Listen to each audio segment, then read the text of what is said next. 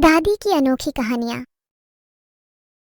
एक बार एक गांव में केतन नाम का एक दूध वाला रहता था।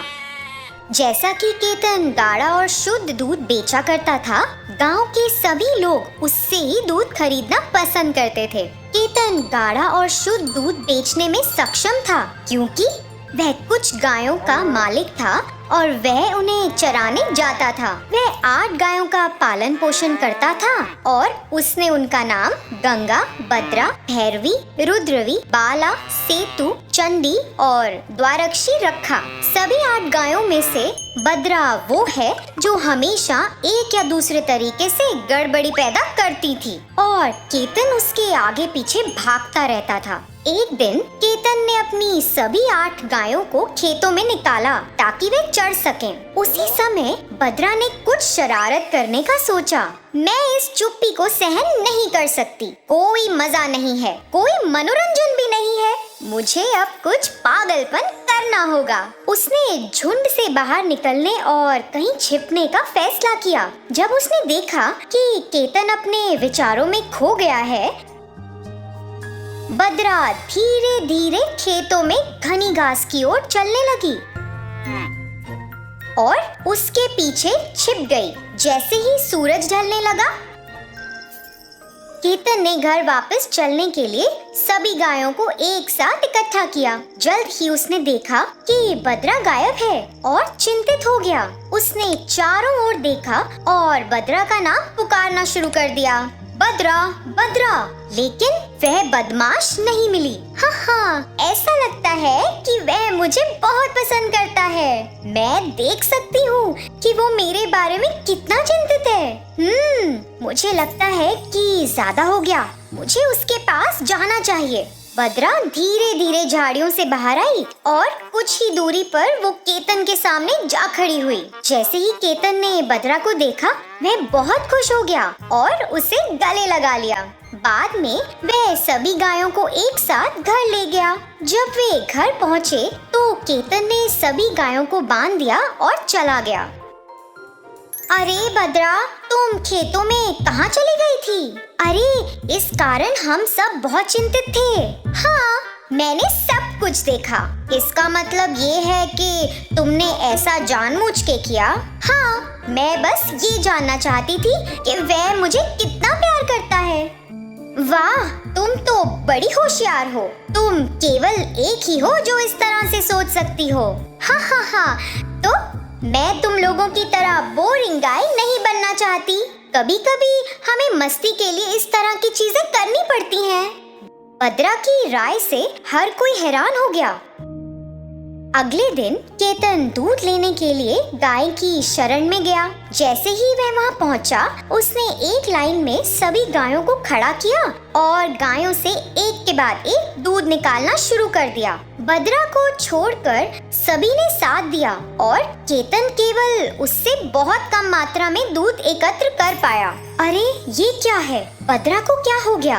वह इन सभी गायों के साथ रहती है और खाती भी है। मैं इन सभी गायों की बराबर देखभाल करता हूँ, लेकिन ये बदमाश दूसरों की तरह दूध की अच्छी मात्रा क्यों नहीं दे रही है? वो दूध बेचने गांव गया। दूध बेचकर जो भी पैसा कमाया, उससे वो भद्रा के लिए कुछ अनाज और मकई खरीदने के लिए गया ताकि भद्रा अच्छी मात्रा में दूध दे सके। उसने ये सब एक बाल्टी में निकाला। फिर केतन उसे वहां छोड़कर अपने घर में चला गया। उसी क्षण सभी गायें भद्रा के पास आईं और पूछने लगीं, आहा, तुम कितनी होशियार हो। तुम उसे सुबह अच्छी मात्रा में दूध नहीं देना चाहती थी ताकि वह तुम्हें सभी प्रकार के विशेष अनाज और मकई खिला सके। हाँ, कौन उस उबाऊ घास को रोज खाएगा? इसलिए मैंने थोड़ा बदलाव के लिए ऐसा किया। तुम इतनी होशियार कैसे हो सकती हो? क्या तुम अपने चतुर दिमाग का उपयोग करके हम पे भी उपकार कर सकती हो क्या? हाँ, तो मैं क्या करूँ? हम सभी सुंदर बांसुरी संगीत सुनना चाहते थे। जैसे ही द्वारक्षी ने ऐसा कहा, बाकी गायों ने उत्साहित होकर कहा, हाँ हाँ, हम सुनना चाहते हैं। अरे हम सुनना चाहते हैं। ठीक है, आप इसे सुनना चाहते हैं, बस इतनी सी बात है। फिर आपको एक काम करना होगा। जब हमारा मालिक अगली बार हमें खेतों में ले जाएगा तो किसी को भी घास नहीं खाना है। तो इससे हमारे मालिक को शायद बांसुरी बजाने का विचार आ जाए। हाँ ठीक है, जैसा आप कहेंगी वैसा ही करेंगे। उसी दिन शाम को केतन सभी गायों को खेत में ले गया, क्योंकि सभी गायों ने योजना बनाई थी कि वे घास नहीं खाएंगी। केतन ने उस पर ध्यान दिया और उन्हें घर वापस ले आया। उस स्थान पर जो भी अनाज बचा था, उसने उसे सभी गायों को समान रूप में वहां पर परोस दिया। यह 2 दिन तक चला। तीसरे दिन केतन वहां शरण में बैठ गया। वह चिंतित था और सोच रहा था कि कैसे इस समस्या का समाधान करें। लगभग पिछले 3 दिनों से गायें कुछ भी नहीं खा रही हैं। ऐसा क्यों हो रहा है? मैं उन्हें अनाज और मकई बार बार नहीं खिला सकता हूँ। ऐसे तो वे अच्छी मात्रा में दूध भी नहीं देंगी, और अगर इस तरह से चलता रहा तो मैं क्या करूँगा? जब केतन सोच रहा था, उसकी पत्नी सरस्वती उसके पास आई। जी क्या हुआ? आप किस बारे में चिंतित हैं? अरे जब मैं उन्हें चराने ले गया तो गायों ने घास नहीं खाई। यदि वे ऐसा करती रहेंगी तो हमें गुणवत्ता वाला दूध नहीं मिलेगा। हम दूध नहीं बेच पाएंगे और इससे हमारे जीवन पर असर पड़ेगा। अपने पति की बात सुनने के बाद वह विचारों में खो गई और अचानक कहा, जी आप एक काम करें, उन्हें मैदान में ले जाएं और एक बांसुरी बजाना शुरू करें। मुझे यकीन है कि वह घास खाना शुरू कर देंगी। आहा, मुझे लगता है ये सही है सरस्वती। अगले दिन केतन गायों को खेत में ले गया और बांसुरी बजाने लगा। सभी गायों ने बहुत खुश महसूस किया और खाना शुरू कर दिया। मैदान में वापस आने के बाद सभी गाय खुशी से एक स्थान पर एकत्रित हो गईं और गंगा ने बद्रा से पूछा, बद्रा, ये सब तुम्हारे कारण है। हम सब बहुत बहुत आभारी हैं।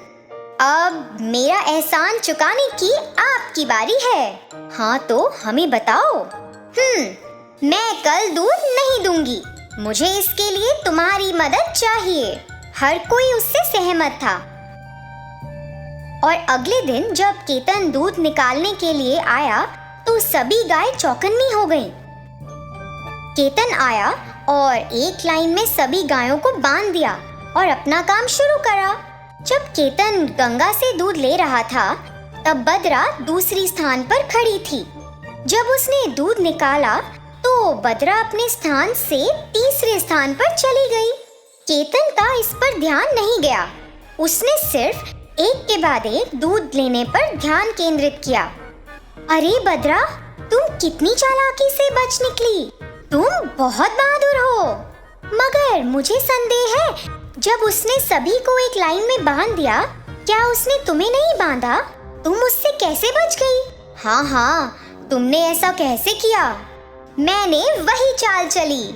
हाँ, तो आप लोगों ने भी उस पर गौर नहीं किया। हम गर्व महसूस कर रहे हैं कि हमारे भीतर ऐसी बुद्धिमान मित्र है, लेकिन हम अपने मालिक को कैसे धोखा दे सकते हैं जब वो हमारा बहुत अच्छे से देखभाल कर रहा है? हाँ, ये सच है। वह हम सभी के लिए बांसुरी बजा रहा है और वह हमें अच्छा स्वस्थ भोजन खिलाता है। ऐसे व्यक्ति को धोखा देना सही नहीं है जो हम सभी की इतनी अच्छे से देखभाल कर रहा है। सभी गायों ने एक साथ कहा, हाँ, ये सही है। क्या बद्रा, तुम चुप क्यों हो? मैंने आप लोगों को इसी बारे में बताने के लिए सोचा था। किस बारे में? अब से हमें उस पर कोई गड़बड़ या किसी तरह का बोझ नहीं डालना चाहिए। ऐसा क्यों? क्या तुमने भी इस बारे में सोचा क्या? मेरी कुछ इच्छाएं थी और मैंने उन्हें सच कर दिया। दोस्तों, मेरी मदद करने के लिए बहुत बहुत धन्यवाद। अब से उसे परेशान नहीं करेंगे। बद्रा की बात सुनकर अन्य सभी गायों को बहुत खुशी हुई। उस दिन से सभी गायों ने वहाँ दिनचर्या का आनंद लिया, जैसे खेतों में जाना, बांसुरी सुनना, घास खाना और घर वापस आना, और फिर अनाज और मकई खाना और अच्छी गुणवत्ता वाला दूध देना। यहाँ तक कि केतन अपनी गायों को स्वस्थ देखकर बहुत खुश महसूस करता था।